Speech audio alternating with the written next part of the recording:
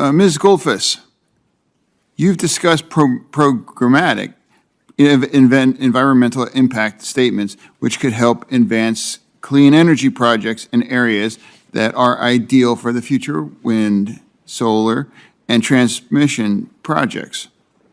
How can you incorporate proactive community engagement into programmatic review? Great question. Thank you, Senator.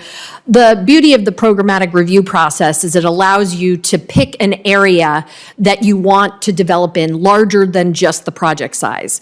And if you identify that area at the right level, then you're able to engage the community around there, and you're also able to look at the broader environmental conditions, whether it's related to wildlife, water, or other issues. And you can assess that on the front end, and then you can tier off of that larger programmatic review for specific projects. And that allows you to go through that process, not detailed at each project level, but for that broader area, just one time.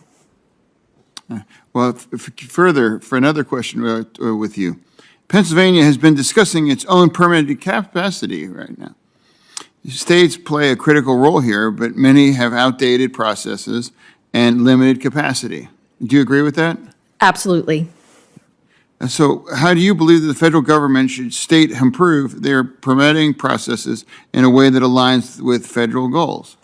We've seen some promising partnership in the state of Nevada in particular, where some of the resources that have been made available through the Inflation Reduction Act and the bipartisan infrastructure law can be given to the states for their permitting process.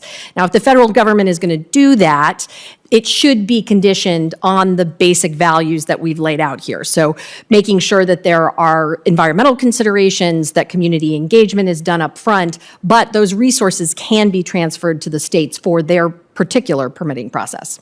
So it would safe to say that changing the processing process and shortening it significant, that would be transformative for just the economy, but also the energy. Absolutely. And the states have their own laws that they need to work through as well. So if they have the capacity, it allows them to do it faster. Yeah. And more. Okay. Senator Fetterman, thanks for joining us. And for those questions, Senator Capito, you're recognized, and I'll follow you. Thank you. Thank you all very much. Wow, friends, I have surprising news to share with you today. Top lawmakers in the Senate are demanding that action be taken immediately on Social Security overpayments that have been tied to crisis relief stimulus checks.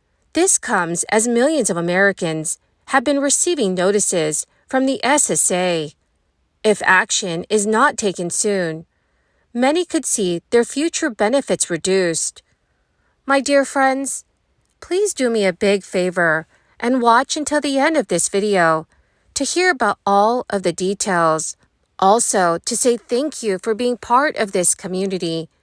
I will be announcing several winners for the Walmart gift card giveaway. If you would like to enter the weekly giveaway, friends, please click and like several of my videos, and then comment below the keyword of each video that you watch.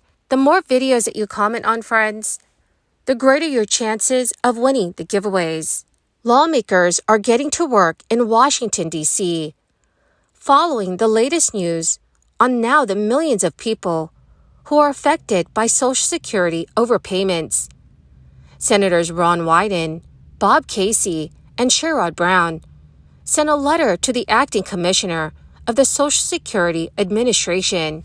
The senators are also demanding answers from the SSA's acting commissioner about what she's done to address overpayments caused by the $3,200 in stimulus checks sent to Americans in 2020 and 2021. Those were not supposed to count against their income or assets, but many told reporters that it did, and it caused them to lose their benefits. The senators wrote, "We are deeply concerned that beneficiaries are receiving overpayment notices in error. This may mean we need to change the law."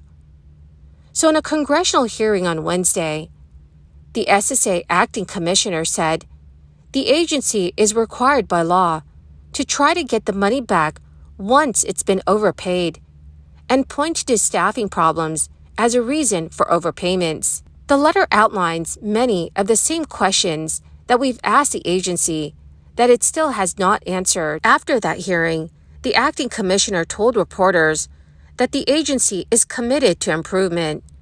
The letter also mentions how these overpayments require a lengthy process to dispute, which can also cost beneficiaries their access to Medicaid coverage. Also, friends, Federal Reserve Chair Jerome Powell signaled the central bank could hold rates steady at its next policy meeting, but he also warned that inflation was still too high and that more interest rate increases are still possible if the economy stays surprisingly hot.